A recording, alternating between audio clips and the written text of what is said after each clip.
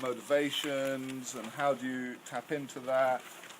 One idea we came up with was using visuals in a cascading format, which could go either way. So it could start with what are the options available. So in this case, looking at, say, exercise, you want to exercise, options, but all done by visuals and drilling down, and then going into both case studies and feelings. So people, this is their stories about them doing, whether it's playing football, walking, whatever sort of activity, and also the feelings. And it could go the other way around, going from the emotions, what you get out of being involved, and then options for involvement. So that could be looking at a school where you're looking at, okay, you want to make a difference in your school, you want to help your kids learn, and the options of things you could do is come and be involved in a breakfast club or run an after-school club or help be a parent governor, all the different options. We're looking at how can that be visualised.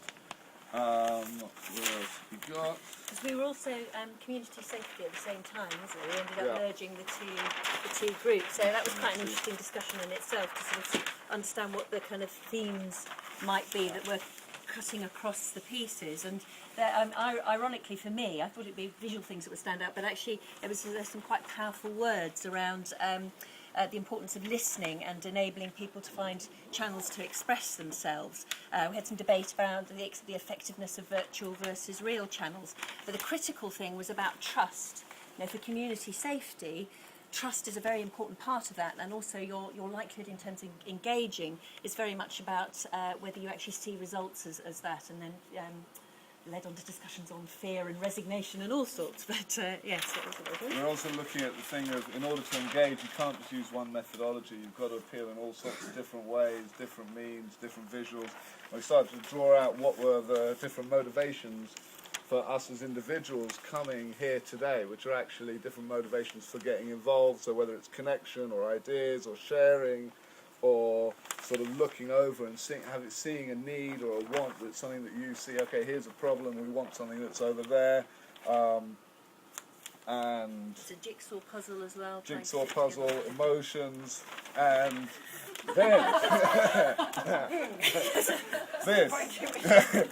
this is looking at, well, where to begin? I think this might warrant some explanation. Yeah, exactly. It's a bit of a scary image. It was intended to be a positive image. But what we're trying to say was, I mean, in actual fact, a lot of this is, I think a lot of our debate was around confusion.